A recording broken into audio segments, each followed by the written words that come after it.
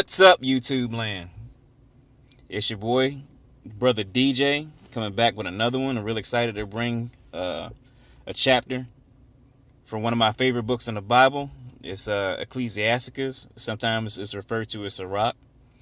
And I'm going to read just a little bit. The great thing about this book is it doesn't require a lot of breaking down. It's not really deep. It's just practical knowledge that you can use right now and use it on at the job site, at home, there's many avenues that you can take and a lot of things that you can extrapolate from this book specifically. But right now I want to focus on the 7th chapter. I'm not going to read all of it, but I'm going to go over some key points. Okay. So Ecclesiasticus chapter 7 verse 1, it says, "Do no evil, so shall no harm come unto thee. Depart from the unjust, and iniquity shall turn away from thee." Now, you might have a person that you know that they seem to always be preoccupied in evil for whatever reason. Okay, and even worldly wisdom would tell you that whenever you got somebody that's always occupied in doing something bad, that if you're around them when it happens, then you could be guilty by association. Continuing, 3, it says, "My son, sow not upon the furrows of unrighteousness, and thou shalt not reap them sevenfold." So don't be having your mind think upon evil all the time. Because if you think about something over and over again, you can turn around and be consumed with it and actually carry out that evil thought.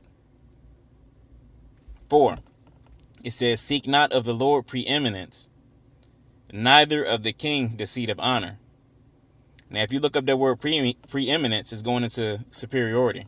So don't seek of the Lord preeminence or superiority, neither of the king the seat of honor. Why? Because that's his seat.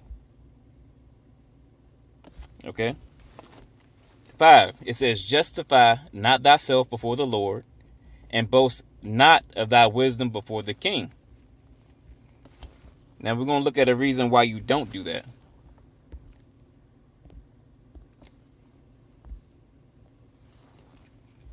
First Samuel chapter 2 verse 3, it says, "Talk no more so exceeding proudly, let not arrogancy come out of your mouth, for the Lord is a God of knowledge, and by him actions are weighed." So let's go back.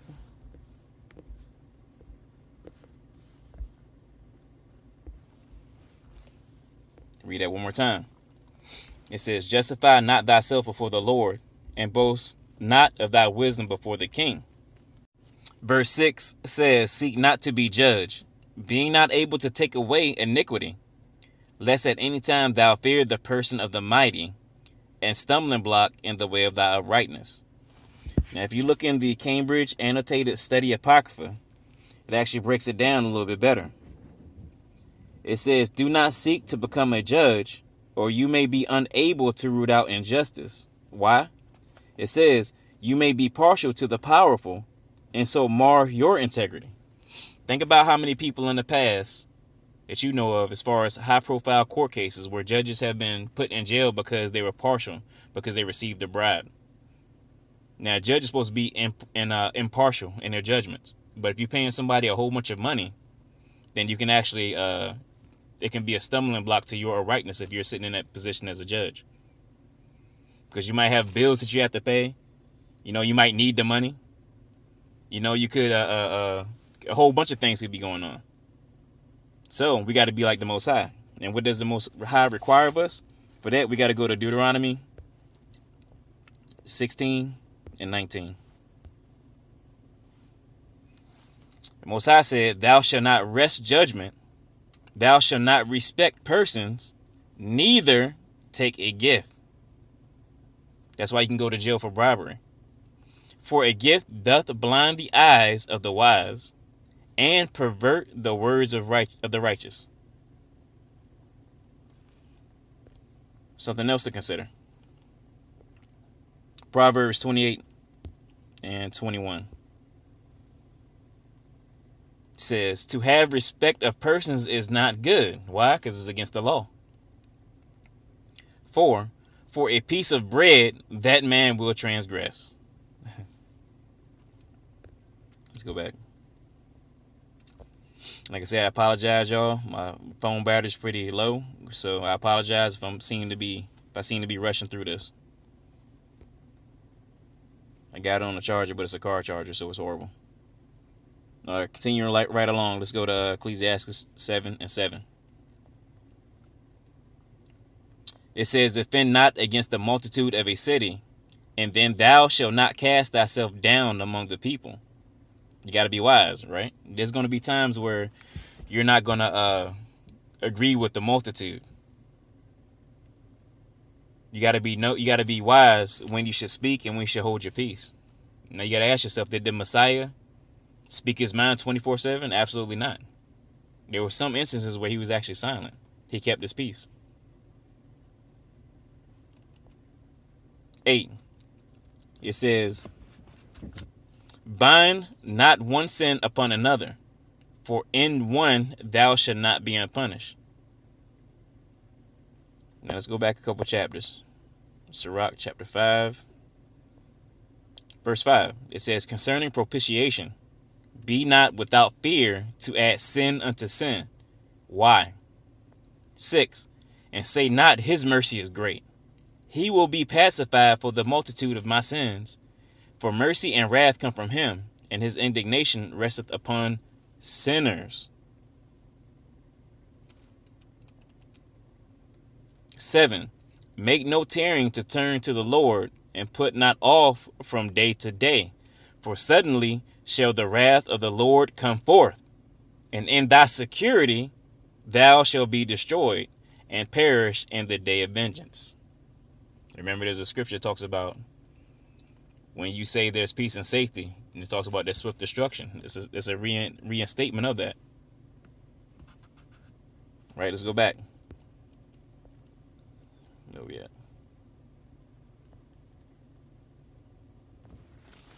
Verse 9. It says, say not, God will look upon the multitude of my oblations, and when I offer to the Most High God, he will accept it. Now, if we go to Isaiah, the 64th chapter, verse 6 says, but we are all, again, I'm going to emphasize that word all, as an unclean thing, and all our righteousness are as filthy rags, and we all do fade as a leaf, and our iniquities, like the wind, have taken us away. So you can't say that the Most High will definitely accept your sacrifices or your oblations, because in his eyes, we're all unclean. That's why we had to have the Messiah. He had to cleanse us. And it's a process. It's not an overnight thing. Okay, whoever says that they put down all these sins overnight after they receive the testimony, who the world calls Jesus Christ, they're lying to you. This is a faith walk. Okay, let's go back.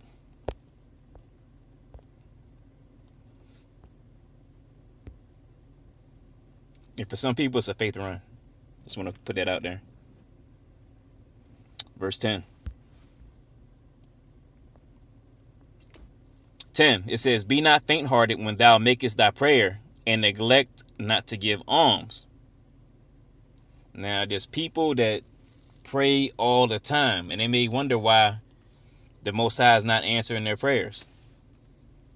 Part of it may have to do with you not actually doing with the things that are acceptable to him, which goes into alms, which is going into feeding and clothing the people that need it. You can feed and clothe somebody two ways. You can give them the physical, give them bread, clothe them with actual clothing. And you can also do it another way too, which is spiritually. Give them the bread, which is the Messiah, and give them the law, statutes, commandments, so they can protect themselves from the day of vengeance. Now we're going to go to Matthew 23 real quick. Show you what Messiah said.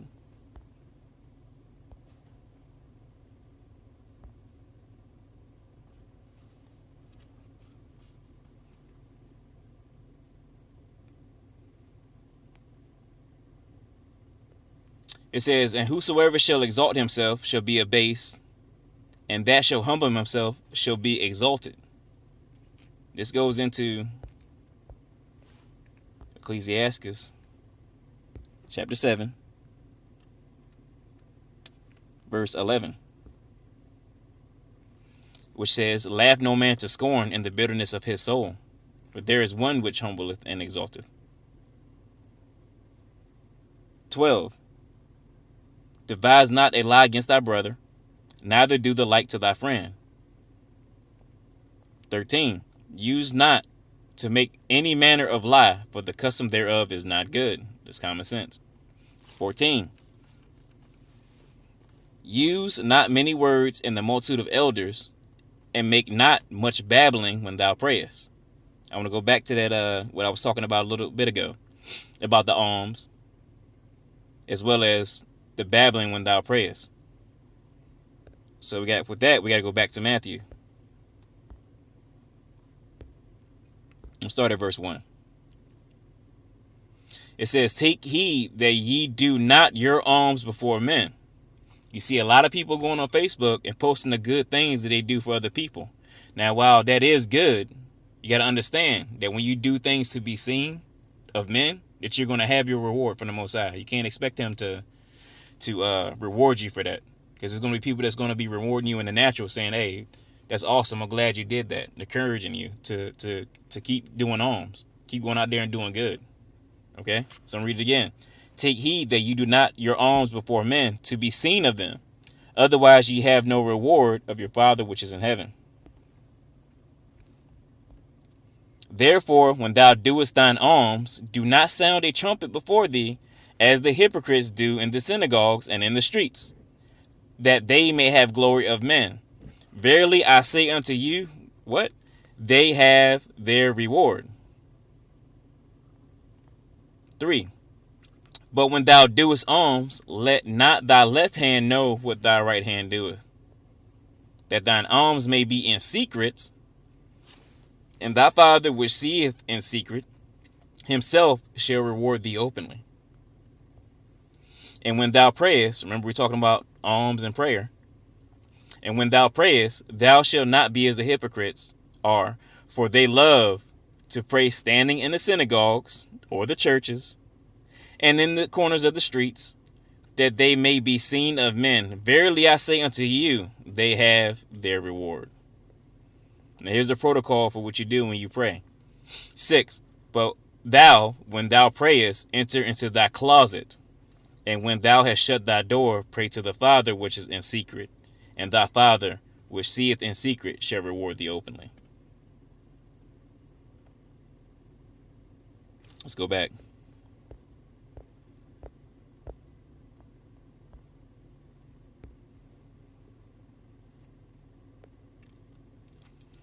Next thing, we got a lot of people out there that want to go out there and get rich quick.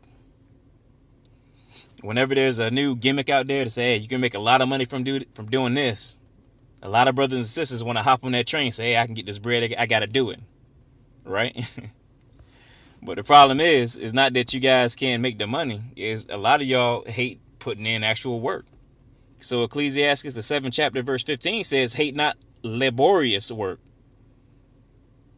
neither husbandry, which goes into farming, which the Most High hath ordained. Now, how did he ordain it? He ordained it with Adam. That's the first thing that Adam did. He built the garden, and he saw that there wasn't a man to till it. So here comes Adam.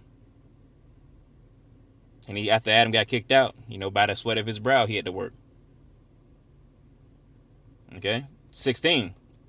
Number not thyself among the multitude of sinners, but remember that wrath will not tarry long. Humble thyself greatly, for the vengeance of the ungodly is fire and worms. That's a heavy verse. The vengeance of the ungodly is fire and worms. 18. Change not a friend for any good, by no means, neither a faithful brother for the gold of Ophir.